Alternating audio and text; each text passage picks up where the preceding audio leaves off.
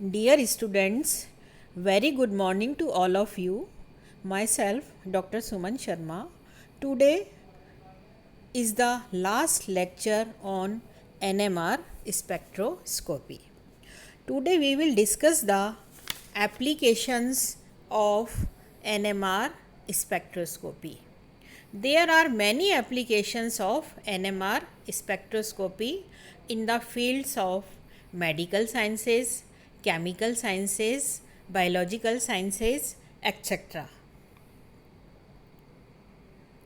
Now, a number of important applications have come from NMR spectroscopy. First use is pharmaceutical sciences. Pharmaceutical sciences के अंदर NMR spectroscopy का बहुत important role होता है. ये study of pharmaceutical and drug metabolism में helpful होती है. Second importance is in biology. Biology के अंदर प्रोटीन एनएमआर को पता लगाने के लिए हम एनएमआर स्पेक्ट्रोस्कोपी को काम में लेते हैं. और कोई भी कॉम्प्लेक्स प्रोटीन है उसका स्ट्रक्चरल इल्यूसिडेशन करने में भी एनएमआर की बहुत उपयोगिता होती है. Right. Second application is enzymology. To study the biological activities of enzyme. Enzyme की बायोलॉजिकल एक्टिविटी का पता लगाने के लिए भी इस टेक्निक का उपयोग किया जाता है. Study of conformational dynamic process in enzymes. ठीक है. एंजाइम्स के कन्फॉर्मेशनल डायनेमिक का पता लगाने के लिए भी इस स्पेक्ट्रोस्कोपी को काम में लिया जाता है. Now next is process control. NMR has now entered the arena of real time process control and process optimization. Right? Different types of NMR analysis are utilized to produce real time analysis of feeds and products in order to control and optimize unit operation. Right. Process control के अंदर भी NMR को use में लिया जाता है.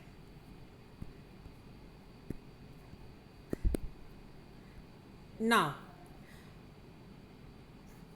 अब हम बात करते हैं केमिस्ट्री के अंदर. जैसा कि अभी तक हम पिछले लेक्चर्स के अंदर पढ़ते हुए भी आ रहे हैं कि केमिस्ट्री के अंदर जो है वो एनएमआर का क्या यूज़ होता है. By studying the peaks of nuclear magnetic resonance spectra chemist can determine the structure of many compounds. बहुत से कंपाउंड्स का स्ट्रक्चर इल्यूसिडेशन करने में एनएमआर को काम में लिया जाता है. It can be a very selective technique distinguishing among many atoms within a molecule or collection of molecules of the same time but which differs only in terms of their local chemical environment. Right? ये एक बहुत ही selective technique है. किसी भी compound का NMR spectra detect किया जा सकता है जबकि वहाँ पर जो है केमिकल एनवायरनमेंट यदि अलग होता है तो हमको अलग अलग तरह के एनएमआर सिग्नल मिलते हैं. ये अपन पहले लेक्चर्स के अंदर पढ़ चुके हैं. Right. NMR spectroscopy is used to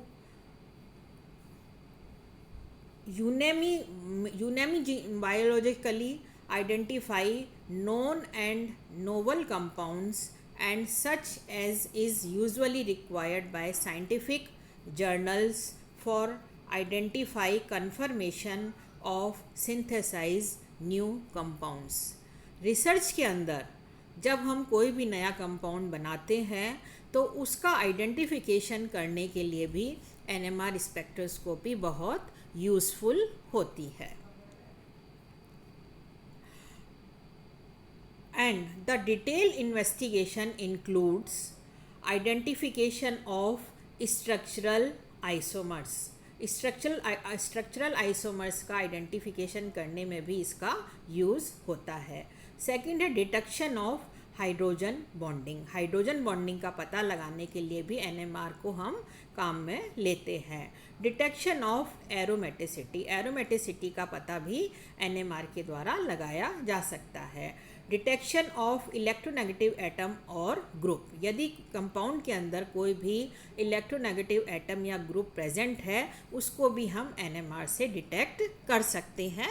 ये सब कुछ अपन पिछले लेक्चर्स के अंदर पढ़ चुके हैं. राइट. नाउ प्योरिटी डिटर्मिनेशन के अंदर भी इसका बहुत इम्पॉर्टेंट रोल होता है. NMR is primarily used for structural determination. However, it can also be used for purity determination, providing that the structure and molecular weight of the compound it is known. Right? Structure determination के अंदर भी इसका बहुत important role होता है.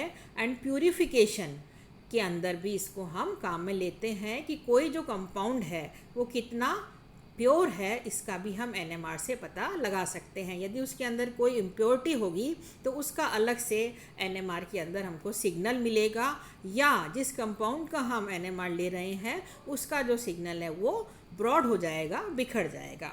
This technique requires the use of an internal standard of a known purity. Right. ये सब चीज़ अपन पहले पढ़ चुके हैं. तो ये तो हो गया कि केमिस्ट्री के अंदर एनएमआर स्पेक्ट्रोस्कोपी का क्या यूज़ होता है. अब इसका सबसे जो इम्पोर्टेंट जो एप्लीकेशन है वो आजकल मेडिकल साइंस के अंदर देखने को मिली है. मेडिकल साइंस के अंदर आजकल एमआरआई टेक्निक जो है उसके अंदर एनएमआर को काम में लिया जाता है.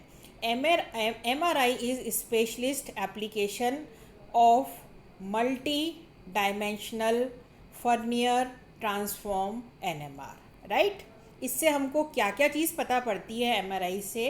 एक तो हमें एनाटॉमिकल इमेजिंग पता पड़ती हैं. Second, measuring physiological function. Physiological function का पता मेज़र कर सकते हैं. थर्ड है आपका फ्लो मेज़रमेंट एंड एंजियोग्राफी. ठीक है. एंजियोग्राफी के अंदर भी हम इसको काम में लेते हैं.